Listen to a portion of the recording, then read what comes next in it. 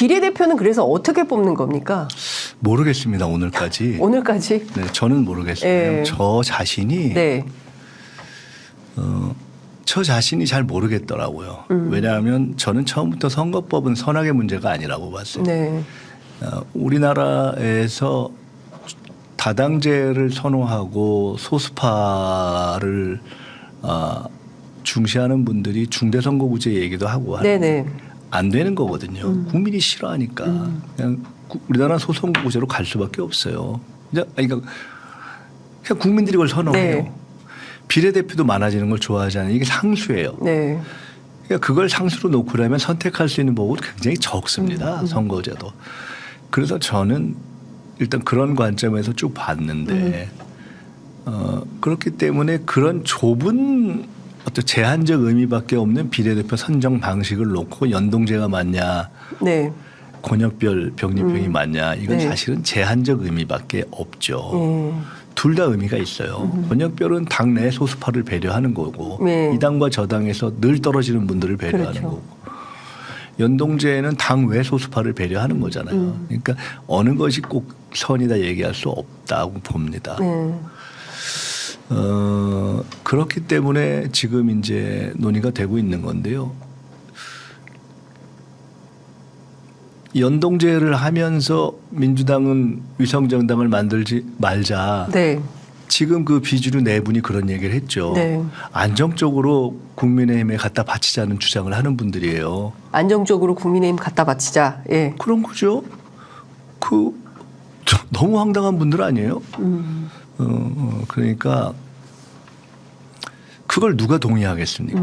누가? 네. 그러니까 민주당에서도 동의하지 않고 연동제를 주장하는 당 외의 사회 세력조차도 민주당에 그걸 요구할 수 있습니까? 그건 요구할 수 없죠. 네. 그렇게 해서 국민의힘의 과반을 저지한다는 보장이 없는데 민주당은 그건 할 수 없습니다.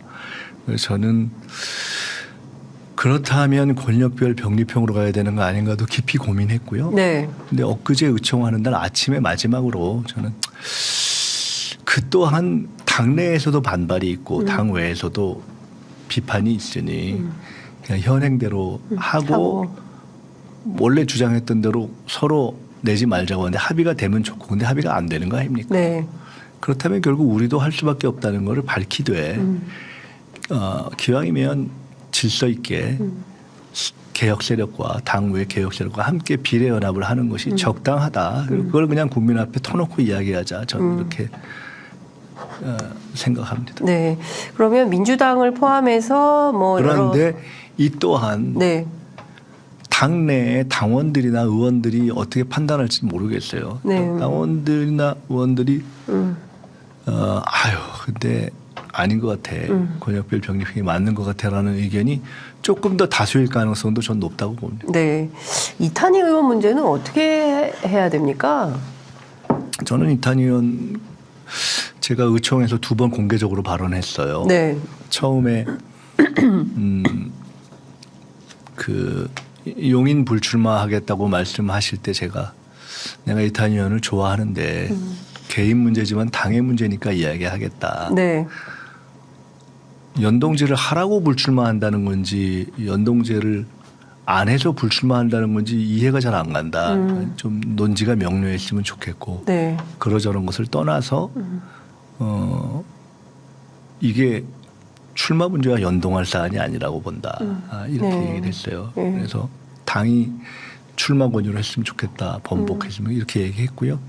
그러니까 이제 그런 점도 감안하셔서 조건부 불출마가 아니라 그냥 아예 불출마로 이렇게 말씀을 하셨잖아요. 네. 그래서 그날도 또 이야기했습니다. 저는 제 선거 제안 입장을 얘기하고 결과가 어찌 되건 이탄희 의원이 이것과 연동해서 출마를 안 할 이유가 하나도 없다.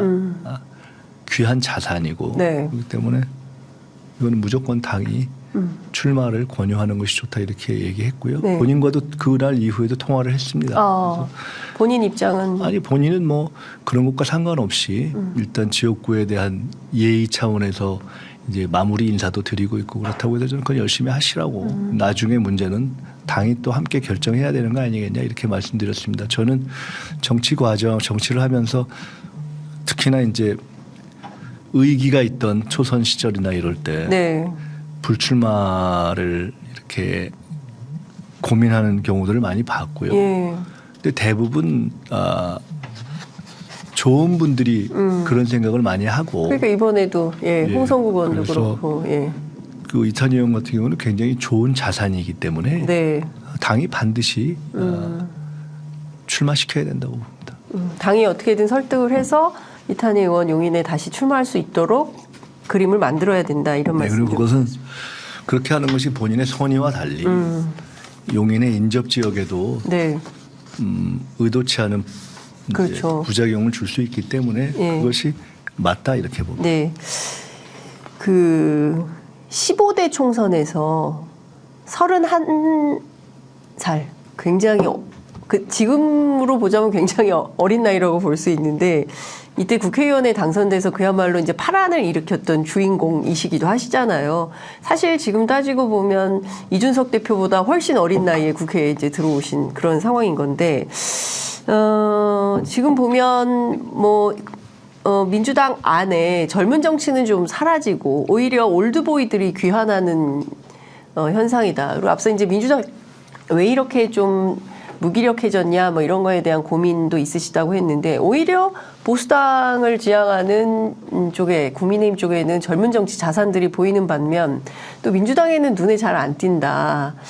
이런 것은 좀 어떻게 좀 정리정돈이 좀 필요할까요? 어떻게 보십니까? 어떤 혁신 경쟁이 필요하다고 보세요?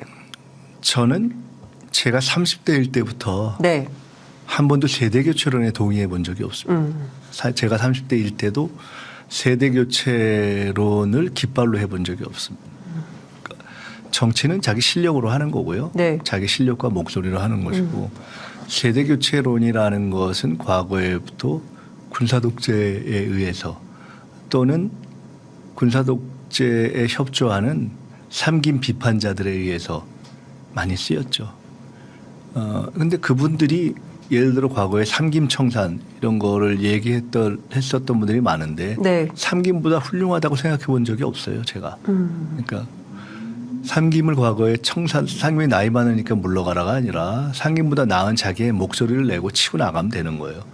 전 지금도 마찬가지라고 봅니다. 이것이 인위적인 나이가 아니라 초선이건 재선이건 중진이건 언론이건 정치는 자기 목소리 내면서 가는 겁니다. 네. 그래서 자기 목소리가 명료하는 거 아닌가 그걸 갖고 고민하면 되는 거라고 보고요. 그 점에서 오히려 민주당은 초선부터 원로까지 다 고민해야 한다. 그렇게 하고 그것이 더 근본 문제다 이렇게 봅니다. 네. 그렇게 되면 자연스럽게 전체적으로 혁신이 이루어지고 그 결과는 훨씬 더 새로운 어떤 목소리들이 많이 등장하게 되는 것이 자연스럽지 않겠어요? 저는 그러한 것이 혁신의 과정이라고 봅니다. 네. 그러니까 세대의 교체, 평균 연령의 젊어짐 이런 것은 결과죠.